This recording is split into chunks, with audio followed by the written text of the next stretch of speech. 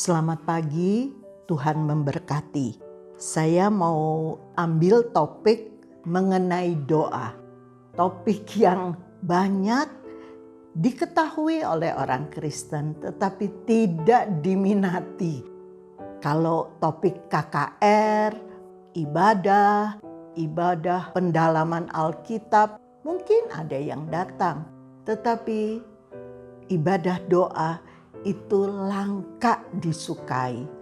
Biarpun dianjurkan berkali-kali, tetapi ibadah ini tidak populer seperti ibadah yang lainnya.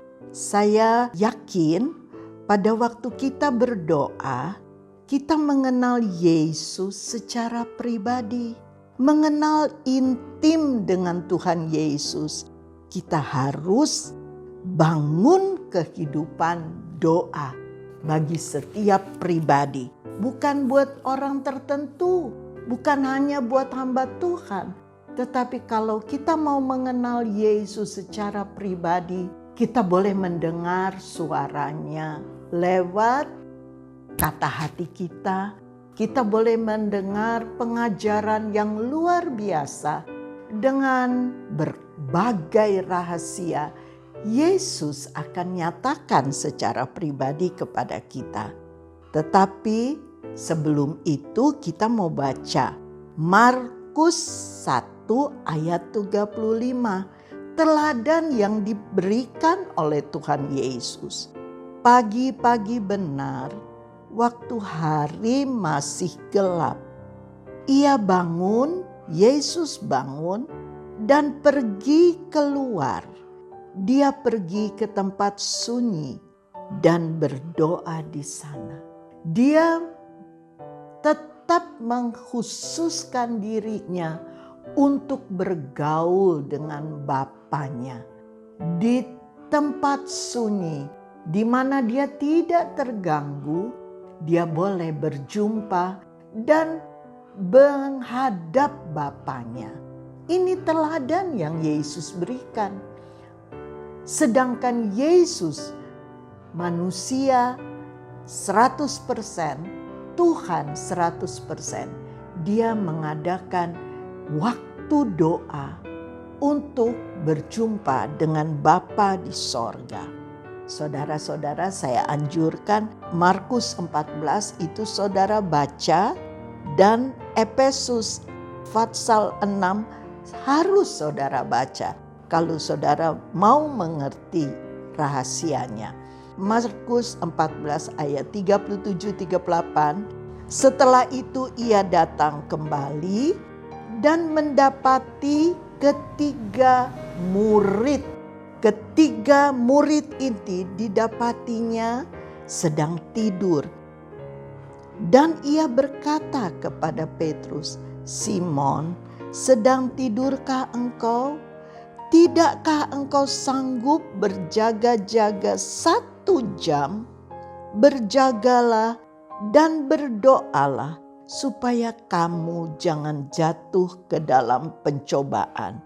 Roh memang menurut, tetapi daging lemah." Saat itu Yesus di dalam kesedihannya, saat dia mau naik ke kayu salib di Golgota, dia mengajak murid intinya untuk berdoa bersama dia. Tetapi ternyata murid intinya, apalagi murid yang 11 lain, sedang tidur lelap. Memang sukar untuk ambil kesempatan untuk berdoa.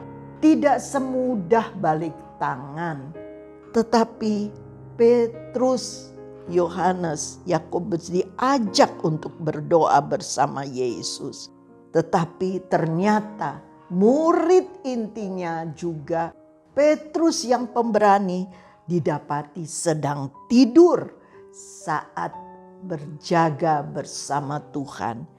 Efesus 6 ayat 17-18 dikatakan, "Terimalah ketopong keselamatan sedang roh, yaitu firman Allah dalam segala doa dan permohonan.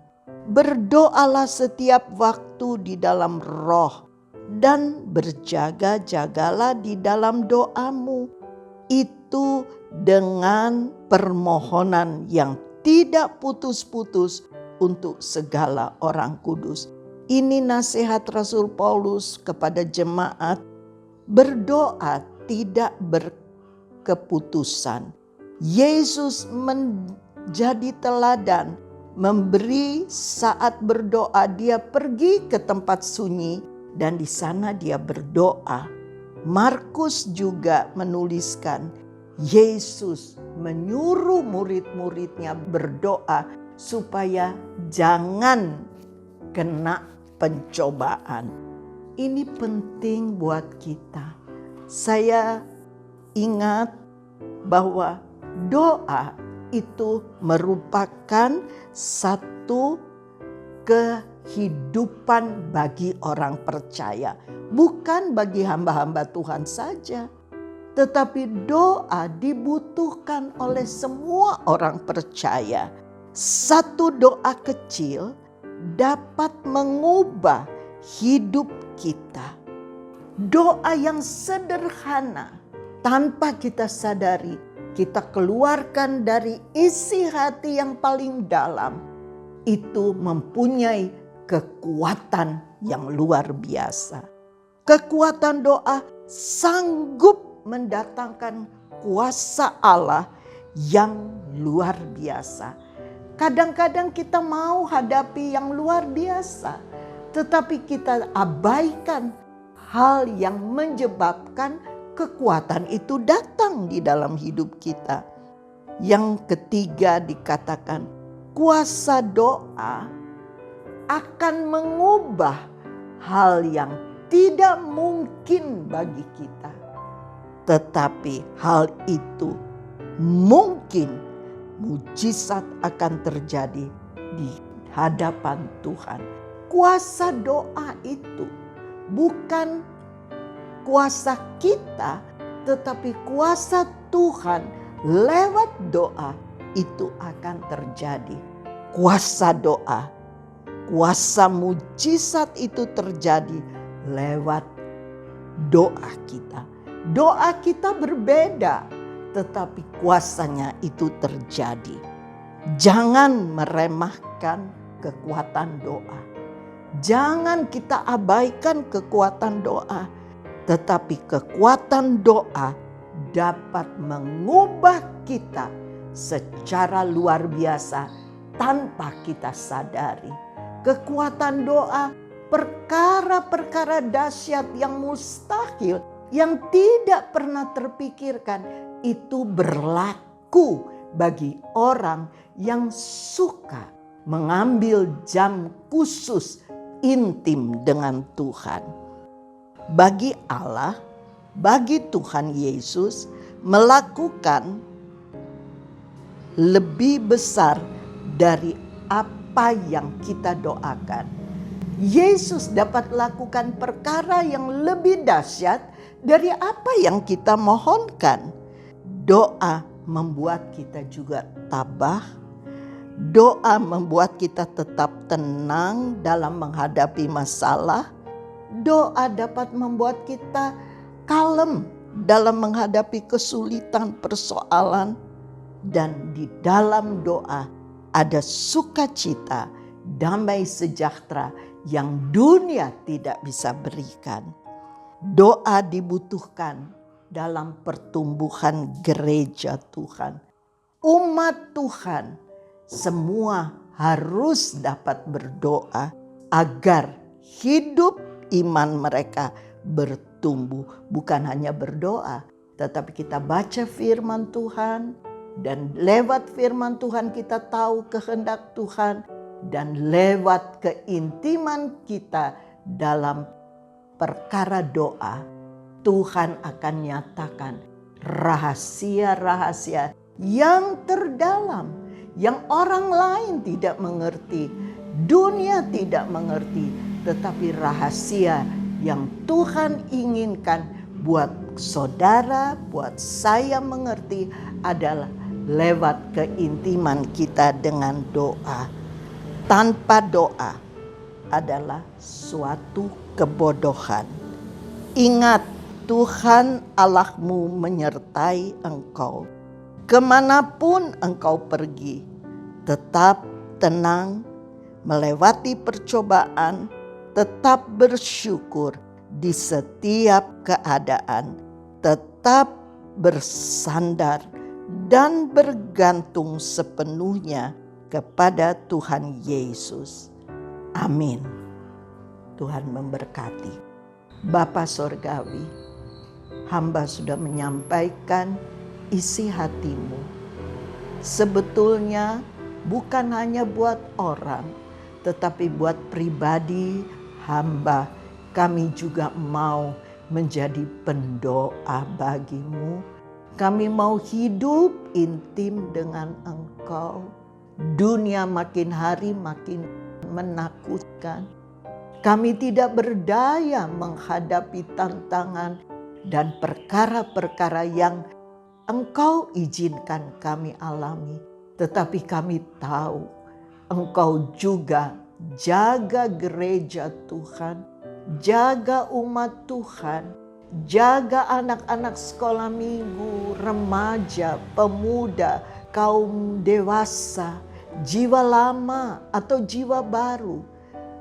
Dan Tuhan dengan doa supaya mereka tahu mendekatkan diri dan intim dengan Tuhan. Nyatakan rahasia-rahasia yang terdalam, perkara-perkara yang dahsyat bagi umat Tuhan yang suka datang sujud di bawah kaki-Mu. Terima kasih Tuhan, kami tidak tahu saat ini bagaimana jemaat Tuhan, di mana mereka berada. Tetapi Tuhan tolong mereka. Lawati dari anak-anak sampai orang yang sudah sepuh, supaya mereka boleh melekat erat, menantikan Engkau, hidup dekat dengan Engkau. Sebab di dekat Engkau kami tenang, kami aman. Di dekat Engkau kami terpelihara. Masalah percobaan boleh datang, tetapi kekuatan kuasa Tuhan memelihara hidup kami, umat Tuhan yang selalu taat dekat dengan Engkau. Terima kasih Tuhan, pelihara gereja Tuhan, pelihara umat Tuhan, siapapun dia Tuhan. Tarik mereka untuk lebih hari, lebih melekat, makin bergantung hanya kepada Tuhan. Kami perlu Engkau di setiap saat hidup kami. Kami tidak dapat jalan sendiri. Kami butuh Yesus seumur hidup kami sampai kami kembali pulang ke rumah Bapa. Terima kasih Bapa. Kiranya firman Tuhan ini menggugah umat Tuhan untuk tetap melekat erat kepadamu. Dalam nama Tuhan Yesus Kristus kami sudah berdoa dan kami alaskan doa kami. Haleluya. Amin.